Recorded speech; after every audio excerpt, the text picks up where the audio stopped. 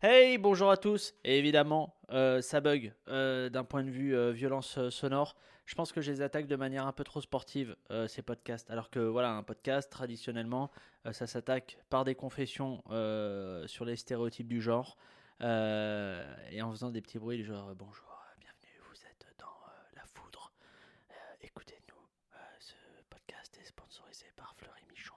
Je vais essayer de m'améliorer sur mes attaques de podcast. Vous êtes dans 168, mon podcast hebdomadaire 168. Pourquoi je rappelle le principe? C'est exactement le nombre d'heures qu'il y a entre chaque épisode, une semaine. Donc, on fait le bilan calmement, posément, en se remémorant chaque instant, bien évidemment. Le podcast, pour ceux qui connaissent, il est brut. Il n'y a pas de montage, il n'y a pas de mixage. Et on coupe pas, on refait pas des prises. Il n'y a même pas d'habillage sonore. J'appuie sur Rec, je dis des choses, je fais des bruits de bouche, on entend des bruits de verre. Je suis expert en bruitage de cinéma. Une fois que j'ai plus rien à dire, au bout de 3 minutes, j'appuie sur stop et je vous balance le fichier. Et puis après, voilà, vous l'écoutez pendant que vous faites la cuisine et tout ça. J'ai dit à un pote que je faisais le podcast, il m'a dit j'aime bien le titre 168, c'est bien trouvé. Et il m'a pas dit que c'était bien le contenu. Il m'a juste dit ça fait une présence entre guillemets.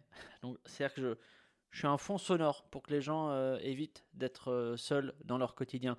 Bon, c'est déjà ça de prix, ça fait plaisir.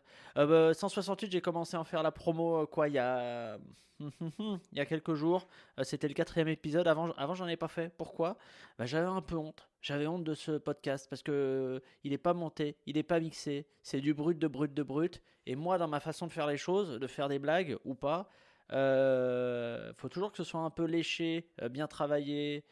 Ça, c'est depuis que je fais le Gorafi, depuis que j'ai fait le Gorafi en 2012, où genre chaque phrase, il faut pas qu'il y ait un mot en trop. Il y a une espèce d'économie du mot, faut le retravailler, le repolir, blablabla. Et c'était la même chose sur France Inter, sur Quotidien aussi, à la radio. France Inter, RTL, évidemment, il faut que ce soit un petit peu chiadé, quoi. Broadcast, comme on dit dans le milieu de tout ce qui est audiovisuel, tout ce qui est Gérard Louvain en fait. Et donc moi je suis pas habitué à faire les trucs bruts comme ça, donc j'ai un peu honte. C'est comme quand j'ai débarqué sur Twitch, il y avait plein de problèmes, plein de pépins. J'ai dit des pépins, hein, parce que j'ai 35 ans, mais en fait j'ai 57 ans à l'intérieur de mon corps. Euh, et il y avait plein de couilles, et j'avais honte de faire ça, d'être pas maquillé, d'avoir des temps morts, de chercher ses mots à un moment donné, de faire et que. Ouais, ouais. Voilà, ce genre de choses, j'avais honte avant. Maintenant, j'en ai plus rien à foutre, ok. Confinement, je vais pas reprendre la scène avant, je pense, fin mai 2024. Donc, j'en ai plus rien à foutre d'avoir des silences, que ce soit pas mixé, d'avoir des bruits de bouche. Actuellement, je suis en train de vous parler. J'ai des auréoles de sueur qui dépassent de mon pull gris. À 3 mètres de moi, il y a Lisa, plus connue sous le nom de Mamour, qui est là. Elle est présente. Elle est en train de manger de la focaccia. Il y a peut-être même du thym ou de l'origan entre les dents, ça, ce genre de choses. Il y a une personne, voilà, je suis avec une personne, donc ça me dérange, ça peut me bloquer. C'est-à-dire que si à un moment vous sentez que j'arrive pas à me confier, que j'arrive pas à aller dans mes zones d'ombre, hein, à être voilà, dans l'honnêteté avec vous, bon, déjà, c'est parce que je suis lâche psychologiquement, et ensuite, c'est parce que voilà, j'ai les yeux d'amande de la petite Lisa qui sort du collège, là, voilà. Bonjour Lisa. Bonjour. Non, c'est vraiment, c'est vraiment. Tu veux que j'aille manger? Non, c'est pas. L'escroc. Je peux, hein. T'es pas du tout naturel. T'es pas du tout naturel. C'est parce que j'ai une voix très gentille que je suis pas naturelle. Non, c'est parce que t'ouvres les fins de phrases. Tu dis c'est parce que j'ai pas une voix naturelle. Ça, que je suis pas naturel. Mais là, je suis naturelle. Ah ouais, ouais, là, ouais. Euh, Lisa, elle est jeune, elle est belle, elle est talentueuse, et elle est pas farouche. Qu'est-ce que je peux vous dire? Non, mon dieu, c'est horrible. Bon, et stop. Allez, Lisa, elle est là, elle est en train de bouquiner, voilà, elle fait ses choses à côté. Moi, je suis là, je suis en train de vous parler de choses. Comme quoi, j'ai des sujets dont je veux vous parler, hein. Comme quoi, je vais prendre des vacances, une petite semaine. Ce qui veut dire que le prochain 168, il arrivera exactement comme d'habitude, le lundi, parce que je vais prendre une semaine entre dimanche et dimanche. J'ai énormément de mal à prendre des vacances. C'est une douleur invertébrée, j'allais dire, ce qui n'a aucun sens d'un point de vue adjectivaire. J'ai énormément de difficultés à prendre des vacances. Pourquoi ? Parce que j'ai été violé étant gamin par un tour opérateur 2 fois. Non, parce que je sais pas, j'ai du mal à me reposer. Là, par exemple, je vais prendre une semaine de vacances. C'était très dur de choisir un endroit, mais j'ai l'impression que je vais louper un épisode important du game, que je vais revenir. Il va y avoir 14 000 nouveaux humoristes, que je vais être largué. En plus, je les prends un peu en décalé par rapport aux autres, par rapport aux Parisiens, donc ils vont reprendre le boulot. Moi, je serai en vacances. Voilà, j'ai l'impression que vous m'aurez oublié à mon retour, quoi, que je serais un genre de Roland McDan de 35 ans. Ce qui est moche quand on y pense. Ce qui est moche. Non, je ne sais pas si vous partagez évidemment ce point de vue sur tout ce qui est prise de vacances. Peut-être n'avez-vous pas le pouvoir d'achat suffisant pour prendre des vacances. Et ben c'est vous les chanceux. Hein. Parce que moi j'ai énormément d'argent. Non, c'est horrible. Non, mais j'y arrive pas. Écoutez, c'est comme ça. Bref, peu importe. Il faut que j'en prenne. Sinon, je vais craquer et je vais finir dans les pages faits divers du Parisien Hauts-de-Seine. J'habite dans les Hauts-de-Seine. C'est dit. Voilà. Ça, c'est le podcast de la confidence. Hein. On est d'ailleurs sur un podcast qui est plus confidentiel que drôle. Confidentiel au sens audience, hein, le nombre de personnes qui le touchent. Hein, c'est un podcast pour la famille. Je le fais pour donner des nouvelles à ma maman, en fait. Et ensuite, non, parce que évidemment, c'est un podcast qui est fait pour, pas tant pour être drôle, mais plutôt pour dire un peu, voilà, ce qu'on ressent, qu'est-ce qui se passe dans nos vies. Par exemple, pourquoi j'ai passé une journée de merde aujourd'hui. Bon, ça, j'en parlerai pas, hein, parce que Lisa, elle est à côté. Et qu'après, ça va me valoir après une séance de sophrologie thérapeutique. Hein, voilà. Non, mais en gros, et c'est en lien avec le premier gros sujet que je voulais évoquer avec vous, qui est ce podcast. J'ai voulu le faire. Pourquoi ? Parce que c'était bon déjà un exercice artistique qui m'intéressait, d'essayer de genre avoir 4 sujets, de pas les préparer à l'avance et de voir ce que le cerveau arrivait à enfanter, qui soit autre chose que des bruits de bouche. De pas s'appuyer sur des auteurs, des sidekicks, des co-présentateurs, ce que tu veux. Ça m'intéressait. Et puis je voulais aussi arriver à développer, ça j'en ai parlé dans l'épisode de la semaine dernière, si je dis pas de bêtises au moment de parler de Patrice O'Neill, d'essayer de développer un propos qui soit pas forcément drôle, mais qui soit en tout cas sincère. Pas de posture ironique, pas de second degré à outrance. Et je me rends compte que c'est hyper dur. Et c'est hyper dur. Je fais partie de ces névrosés qui, donc les humoristes, qui ont réussi à trouver une espèce de place socialement et un équilibre psychologique en étant les personnes drôles de la pièce. Et donc au début, il fallait un peu se forcer pour essayer d'être drôle, hein, pour trouver sa place, faire des zizi pampan quand on a un visage asymétrique, ce genre de choses. Mais donc ça a été un moyen de trouver sa place, mais c'est devenu tellement un truc automatique, une espèce de seconde nature que c'est hyper dur, notamment sur ce genre de podcast ou des interviews ou une conversation intime entre un homme et un autre homme. Non, en tout cas, c'est dur de ne pas chercher à être absolument drôle. J'ai bien dit ne pas chercher à être drôle. J'ai pas dit ne pas être drôle parce que ce serait extrêmement vaniteux de dire hey, c'est hyper dur de ne pas être drôle.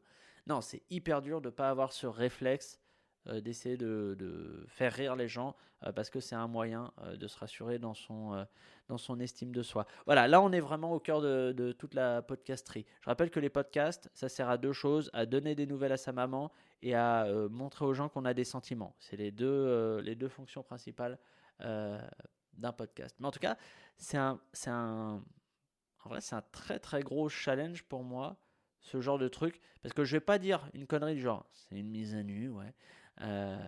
Mais ça demande un peu plus de lâcher prise que sur des chroniques de base, ou même des interviews, parce que les interviews, au fait, oui, tu peux répondre ce que tu penses vraiment, mais tu essayes toujours d'être poli, faire des réponses courtes, d'avoir un petit trait d'esprit, pas avoir un truc entre les dents. Je dis ça pour Lisa parce qu'elle a encore une demi-focaccia coincée entre la gencive et les molaires. Hein, voilà, ok, la personne est choquée d'un point de vue visageal. Ça doit être extrêmement ridicule de son point de vue, c'est-à-dire à peu près à 3 mètres d'ici. Alors elle fait non du doigt. Pourquoi? Parce qu'elle est amoureuse. Mais ça doit être extrêmement ridicule de me voir de profil grec, hein, parce que voilà, c'est mes rapports à mes origines, qui veut rien dire, et, en train de raconter ma vie comme ça, dans un micro, devant personne, et de parler à un mur, au fait, à un mur avec un masque coréen dessus, et puis un ordinateur de marque américaine, bien sûr. Mais ça doit être extrêmement ridicule de son point de vue. Elle dit non avec la tête, elle dit oui avec le cœur. Oui, c'est ça. Euh, En tout cas, voilà, c'est assez compliqué de pas céder à l'appel de la facétie et de la drôlerie sur un exercice comme celui-là. Alors, c'est bien qu'il y en ait un, faut pas que ce soit ça tout le temps, parce que je pense que c'est extrêmement euh, pénible, en tout cas, pour les gens comme moi qui ont besoin de faire des blagues pour exister psychologiquement. Voilà. Alors, je vois après, il y a un autre sujet que je voulais évoquer avec vous. C'est une autre difficulté. Alors, c'est venu justement du documentaire dont j'ai parlé la semaine dernière sur Patrice O'Neill qui s'appelle Killing is Easy. C'est sur Comédie Centrale. Démerdez-vous pour le trouver. Craquez-le. Je sais pas si j'ai le droit. Tu penses que légalement j'ai le droit de. Après, je pourrais toujours t'apporter une orange quand tu seras en prison. Ah ouais, ok, d'accord. Et puis il y aura une vitre comme ça, et puis voilà. C'est nul. Non, et dedans, il y a Jim Norton, si je dis pas de bêtises, qui était un pote à Patrice O'Neill, donc il est dans le documentaire sur Patrice O'Neill, et il dit à un moment, Patrice, je vous fais savoir, Patrice has always an opinion. Non, il disait en gros, Patrice avait toujours une opinion sur quelque chose, vous pouviez lancer sur n'importe quel sujet, et il avait un point de vue là-dessus, et il dit, les grands humoristes ou les grands comédiens, parce qu'ils appellent ça comedians, c'est des gens qui ont un avis instantané sur n'importe quel sujet. Et ça m'a un peu interpellé cette phrase parce que c'est pas du tout mon créneau. En vrai, c'est une des compétences qu'avait Patrice O'Neill et que ont plein d'autres humoristes d'arriver à réagir vite sur un sujet et en plus à réagir avec un angle, un point de vue, un propos qui est souvent original et pertinent. Et ça m'a un peu interpellé. J'ai dit ce truc-là, ouais, parce que j'ai été élevé à Montpellier, ok. Non, mais ça m'a un peu interpellé. Je me suis dit, moi, j'ai pas un avis surtout un avis immédiat. J'ai pas ce truc-là. Alors, c'est-à-dire que je serai jamais un grand humoriste. Et puis, je sais pas. Moi, j'aime bien l'idée de prendre son temps pour se forger un point de vue sur quelque chose. Mais il faudrait que je m'impose cet exercice-là de prendre un sujet où vous me filez un sujet et je réagis. Genre, ça pourrait être ça un jour en épisode 268. Vous m'envoyez des sujets, je les ouvre au moment d'enregistrer et je réagis au moment de l'enregistrer. C'est un bon concept, ça, de podcast, Lisa, non? Ah, c'est super. Non, je suis conquise vraiment. C'est fou, hein, t'es en surjeu, même sur des encouragements. C'est Sur ma dingue. propre voix, ouais. Ah, c'est fou ça. Hein. Mets un slip un peu, mon Dieu. Non, bon, bref.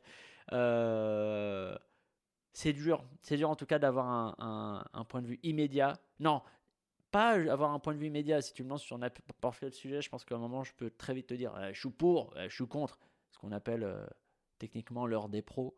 Mais d'avoir un. Ça, je pense que c'est ça la vraie difficulté quand on est un humoriste, c'est d'avoir un point de vue comment dire, réactif, qui réagit rapidement, mais qui est à la fois drôle et original. Si tu arrives à mettre l'originalité par-dessus, c'est banco. Bref. Sinon, il y a un autre truc sur lequel je suis écartelé. Le mot est fort, mais je l'aime bien en ce moment. Parce que je suis en train de bosser sur mon prochain spectacle, qui n'est pas sur l'écartèlement, qui est sur les adducteurs. Non, qui est sur une autre thématique que je ne vais pas vous fournir tout de suite, parce que j'ai envie de garder la surprise. Mais dedans, il y a une sous-partie qui est sur le fait d'être justement écartelé entre deux trucs, sur plein de choses, des des questions de culture, des questions d'âge, des questions de classe sociale. Moi, j'ai l'impression d'être vraiment un peu là, écartelé, justement, entre plein de trucs. D'ailleurs, je crois que c'est Lisa qui m'avait montré un truc. C'était quoi? C'était un tweet d'un de tes potes Ouais. qui disait, et donc ça m'a parlé parce que j'ai le même âge, j'ai 35 ans, je suis donc officiellement à mi-distance des personnes de 20 ans et des personnes de 50 ans. Et je ressens vraiment ce truc-là de quand on a 35 balais. Alors Lisa, elle connaît pas parce qu'elle a 14 ans. Hein, Pythagore. Et non, mais vraiment, j'ai ce truc-là, moi, sur plein de domaines. Je l'ai sur l'âge, je l'ai sur la culture, d'être vraiment partagé entre plein de points de vue qui sont opposés, contraires, qui s'affrontent souvent. Et, euh, et les deux me paraissent légitimes, malins, et les deux me paraissent parfois débiles et parfois des impasses intellectuelles. Euh, la musique, j'aime bien de la très vieille musique, des trucs que les personnes de 50, 60, 70 ans écoutent. Et puis j'aime bien des trucs vraiment que, que des jeunes garçons peuvent écouter. Non, mais c'est fou. Et d'arriver à. On a l'impression que pour être. Comment dire? Pas validé, mais en tout cas. Pour être solide sur son point de vue, tu n'as pas le droit d'adhérer à deux choses qui sont opposées. Bref, ça me fatigue, ça me prend toute mon énergie. Par exemple, alors ça, voilà, ça je vais vous dire, c'est un sujet, Lisa, elle n'a pas voulu que j'en parle. Elle m'a dit, ah, pop, pop, pop, pop, Pablo, tu vas te faire dégommer la gueule. Tu vas te mettre la France à dos.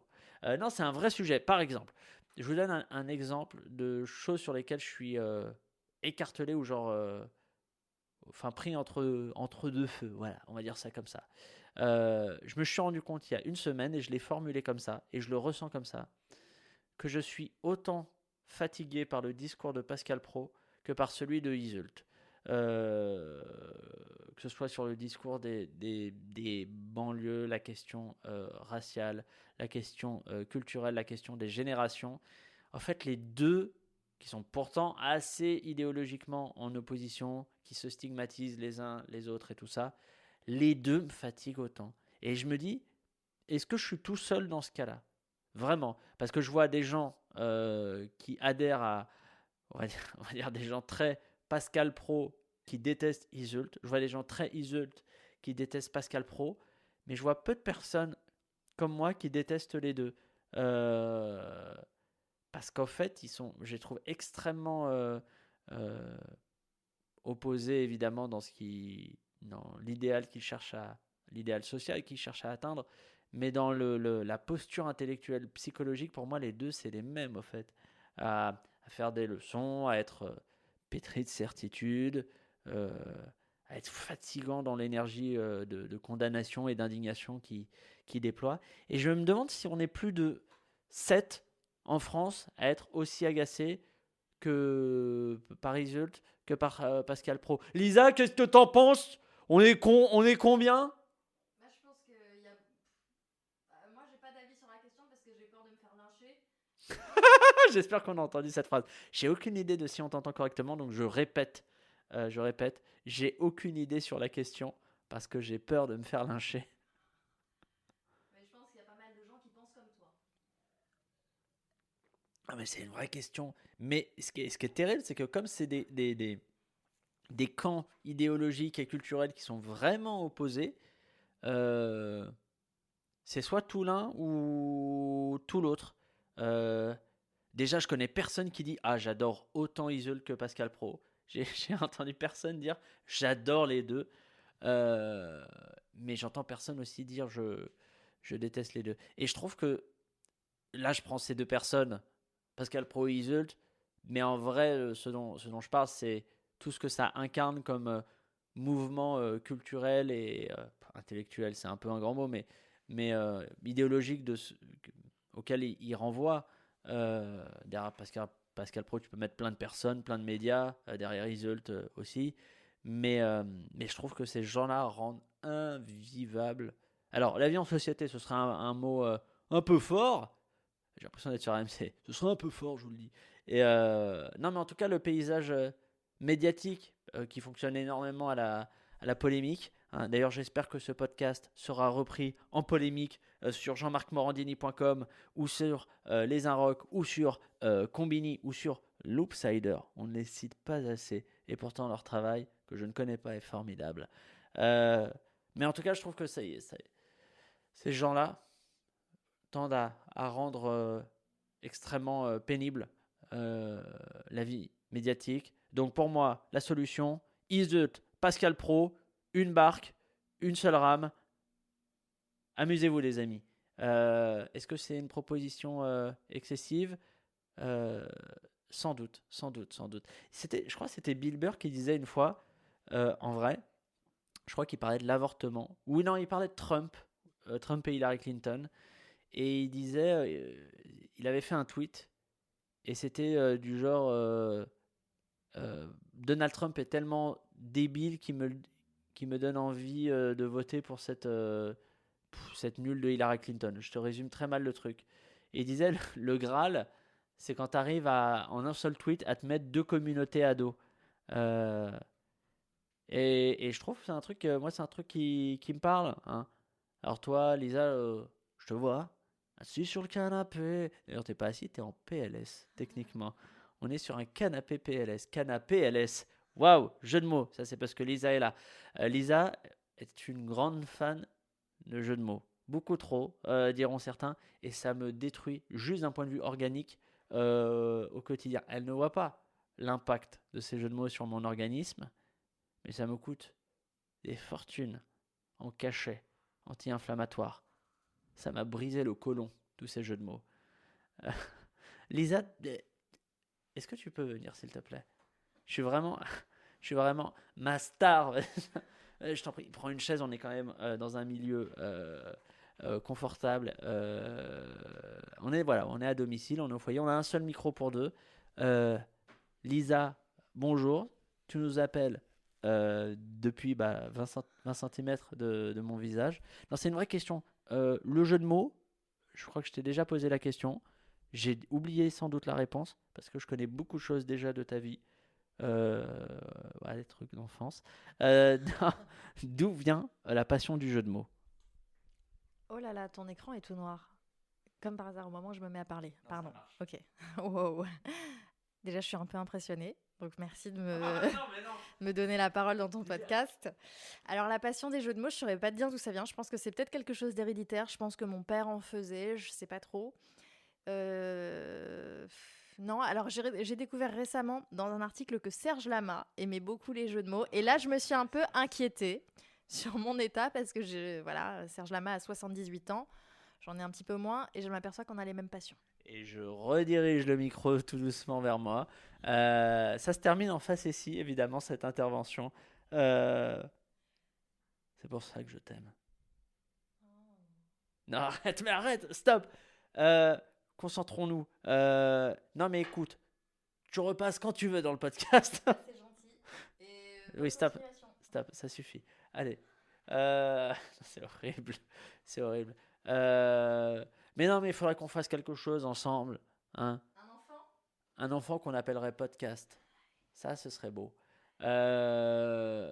Non, peu importe. Les jeux de mots, oui, mais pas chez moi. Je rappelle que pour moi, dans ma vision de ce qu'est l'humour, le jeu de mots, c'est quand même le sida de l'humour. Même si je peux en accepter de temps en temps quand c'est dans une très bonne punchline, notamment celle qui va arriver dans l'épisode de En 2-2, qui est donc consacré à Moïse, que j'aurais posté normalement la veille de la diffusion de cet épisode. Vanne écrite par Morgan Riester, un génie misanthrope, l'ogre des Côtes d'Armor qu'on l'appelle. Il a écrit cette punchline, donc il raconte la scène où Moïse revient en Égypte et qui va voir Pharaon. Et il dit, et là Moïse il dit à Pharaon, Pharaon, libère mon peuple, sinon ton Anubis, je lui fais un anus bis. Bon bah ça c'est une punchline exceptionnelle. Parce qu'elle elle est à la fois drôle, en plus il y a un jeu musical, un jeu de mots, elle est correcte, elle n'est pas gratuite. Ça c'est une punchline exceptionnelle. C'est du caviar d'humour qui nous a servi le Morgan Riester. Il est fort. Il est très fort. Ça va faire 6 ans que je crois que je bosse avec lui, 6-7 ans.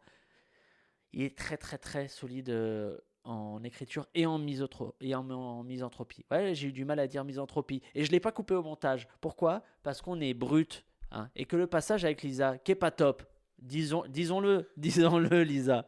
Voilà, il y a eu un petit moment de mou, de recherche. On a fait un commentaire sur l'écran. C'était pas broadcast. Et on le garde pourtant. On le garde. Ah non, non, non. Et elle en surjeu même sur le... Non, mon Dieu. C'est une vraie inquiétude. Non, on garde tout, ça va pas ou quoi. On coupe rien, c'est la promesse. C'est la promesse de ce podcast. Tout le monde coupe des choses, j'en ai fait des podcasts, tout le monde coupe des trucs. Alors que franchement, le podcast est censé vraiment être libre. À quoi ça sert de couper, hein ? C'est les médias mainstream qui coupent.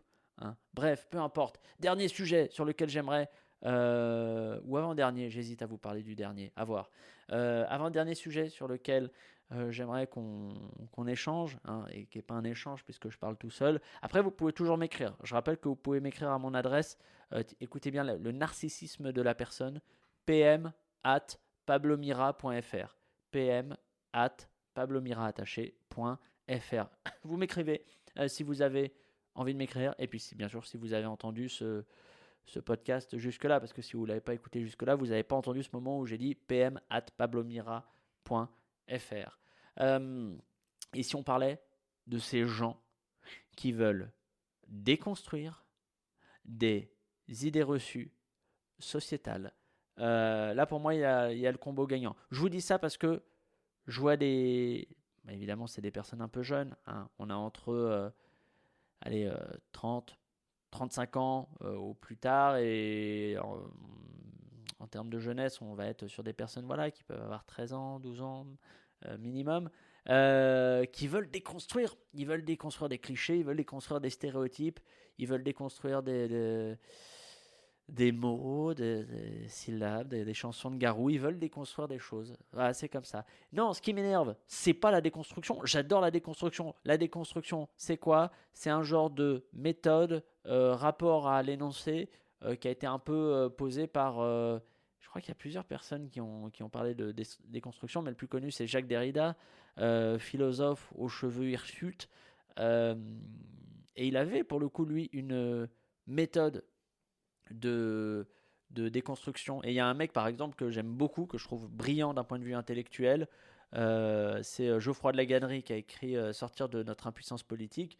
Lui, pour le coup, fait vraiment de la déconstruction des idées, du discours, et parce qu'il utilise des outils philosophiques qui permettent concrètement de faire de la déconstruction.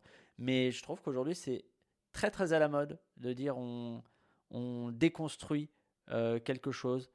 Comme si déjà, tiens, si on déconstruisait le mot déconstruction, comme si la déconstruction était déjà très cool en soi, avait déjà une charge positive, et qu'en gros la construction sociale ou intellectuelle, c'était le mal, c'était une illusion. Sauf que généralement, les gens qui veulent déconstruire quelque chose, c'est pour reconstruire quelque chose d'autre à la place.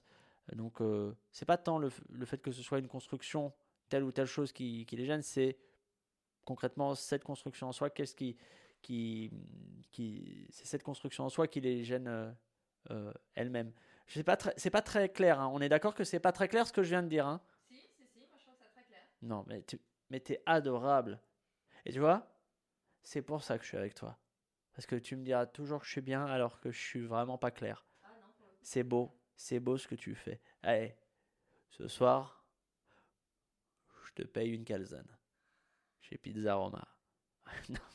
Non, et le truc qui va avec des constructions, c'est évidemment les choses sociétales. Ça, c'est extrêmement pénible. En fait, je crois que c'est vraiment pour le plaisir d'utiliser des termes qui viennent des sciences humaines, que j'adore les sciences humaines.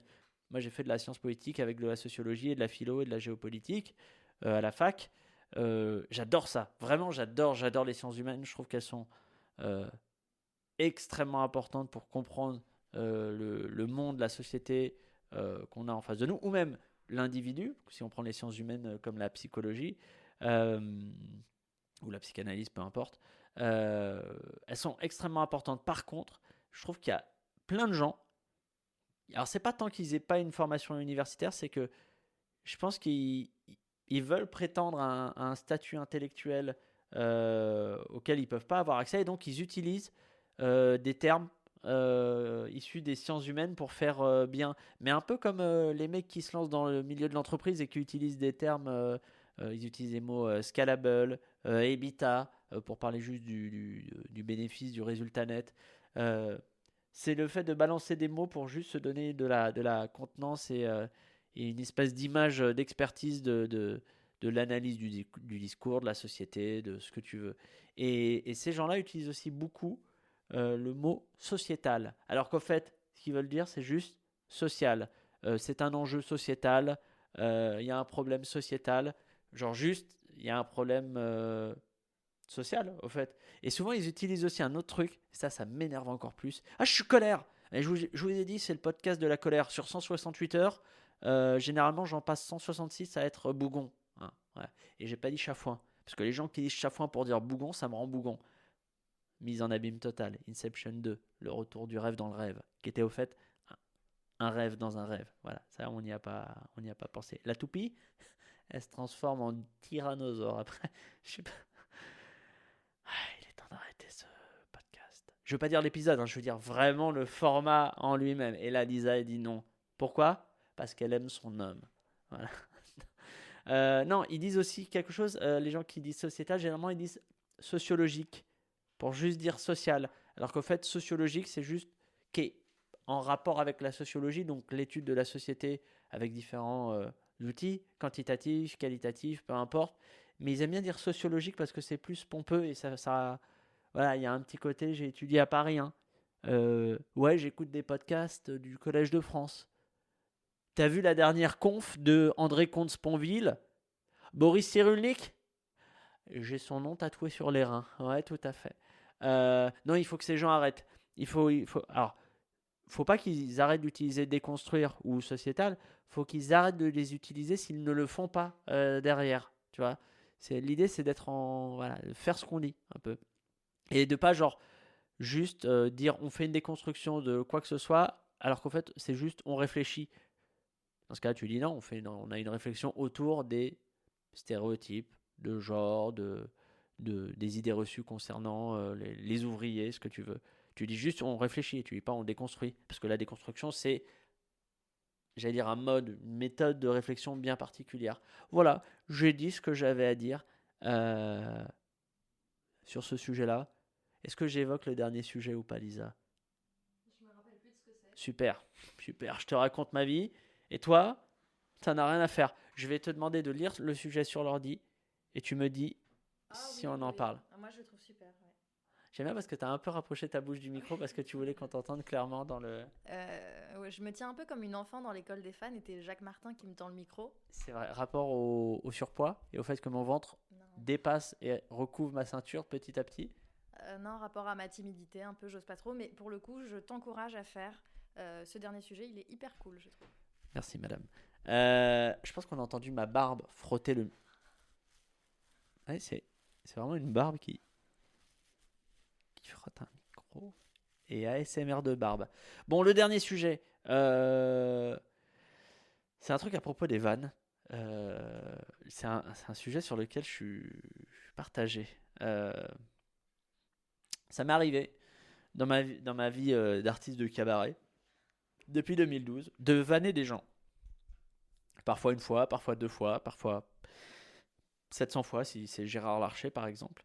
Et ça m'est arrivé de vanner des gens et de tomber sur eux dans la vraie vie. Généralement en promo. Je vais raconter ce cas-là. J'avais fait quelques vannes sur Maître Gims, sur sa chanson. Vraiment, j'avais rien d'autre à dire sur le style, la carrière, machin, mais juste sur son art et la façon, les chansons qu'il propose, quoi. Parce que j'aimais vraiment pas ça. Et donc je l'ai vanné, je crois au Gorafi, j'ai dû faire des vannes aussi sur Inter, peut-être le Grand Journal, je sais pas. Et je l'ai rencontré une fois à France Inter en promo croisée, je sais plus quelle émission c'était. Je l'ai rencontré une deuxième fois à France Inter, il était venu en invité dans l'émission où j'étais chroniqueur, donc par Jupiter. Je l'ai croisé une troisième fois aux Enfants de la télé. On était en promo tous les deux. Et il est extrêmement sympathique. Mais il est vraiment, vraiment très sympathique. issus de la même génération, on a les mêmes rêves, on a bouffé la même chose quand on était petit, les mangas, les séries AB Productions. À chaque fois que j'ai croisé, il y a eu un très bon feeling. Mais après la première fois où je l'ai croisé, et où il était extrêmement sympathique, c'était sur Inter, je me suis dit, ah, bah au fait, il est sympa le gars. Et depuis, j'ai plus trop envie de le vanner sur ses chansons, que je trouve pas forcément mieux. Euh, mais par exemple, ça m'est arrivé après l'avoir croisé, de me dire, bah attends, je vais réécouter ses chansons. Et il y en a une où je me suis dit, bon, c'est pas si mal, hein, ouais, ouais, ça s'écoute quoi. Alors qu'en fait, avant cette même chanson, je ne l'aimais pas. Et la seule chose qui a changé, c'est qu'il m'est sympathique. Pourquoi? Parce qu'on a partagé des choses ensemble, qu'il m'a donné de l'attention, que je lui ai donné de l'attention, et qu'on a rigolé ensemble. Donc ça m'a fait ça avec Gims, ça m'a fait ça avec d'autres personnes que j'ai pu croiser, et ça me chagrine un peu parce que je me dis que j'adore vanner les gens. J'ai horreur du corporatisme. C'est pour ça que j'aime bien vanner d'autres humoristes, alors que les humoristes n'aiment pas trop se vanner entre eux. Euh, mais même les gens des équipes où j'ai pu être, Inter, RTL, Quotidien, tout ça, j'aime bien les vanner. C'est comme ça. C'est dans ma culture, et pour moi, c'est un truc de- d'amicalité, je sais pas si, de chaleur humaine, quoi, de façon d'être les uns aux autres, quoi. Et, euh, donc c'est hyper important pour moi de continuer à vanner les gens et pas juste à faire des vannes sur un truc très vague du genre les footballeurs ou la France ou le pouvoir d'achat. Il a tellement disparu que machin. Voilà, parler aussi. On parle des événements, on parle des idées, mais on parle aussi des personnes, de ce qu'elles disent, de ce qu'elles font, de ce qu'elles pensent. Et je veux pas perdre ce truc-là. Le problème, c'est que plus je rencontre de gens, alors ça va, hein, je suis un peu un ermite et je suis pas un monstre de réseautage. Mais plus je rencontre des gens, et ben moins j'ai envie de vanner ces gens-là. Et à la fin, j'aurai plus rien à dire. Et puis j'ai peur que ce soit un peu aussi de l'hypocrisie, parce que j'ai plus envie de les vanner parce qu'elles m'apparaissent sincèrement très sympathiques. Mais la réalité, c'est que derrière, leur, euh, leur art, leur production sonore, cinématographique ou ce que tu veux, bah, je les aime toujours pas au fait. Et donc c'est un peu une forme d'hypocrisie de cacher le fait qu'on n'aime pas ce qu'ils ou elles font juste parce qu'elles nous paraissent sympathiques. Et j'ai pas envie de tomber dans ce truc-là. Alors c'est dur parce que euh, faut un peu se forcer à revanner les gens qu'on vannait avant et qui nous sont devenus sympathiques. Faut se dire, oh là là, ça se fait pas c'est pas top de vanner cette personne, mais je vais me forcer pour être un individu, ou en tout cas un humoriste libre et non dépendant du fait d'être aimé ou pas par une personne qu'on trouve sympathique. Je terminerai ce podcast là-dessus. Il est 19h32. Ok, c'est pas mal. Je trouve qu'on a passé un bon moment. Si vous voulez m'écrire, vous connaissez évidemment l'adresse pm@pablomira.fr. Je vous fais des bécos, des bisous, comme on dit. Vous vous portez bien, hein, vous prenez soin de vous, des autres, de personnes dans la rue, des petits chatons. Faites attention à ce que vous mangez, 5 fruits et légumes par jour. Je vous fais des bisous, je vous dis à la semaine prochaine. Allez!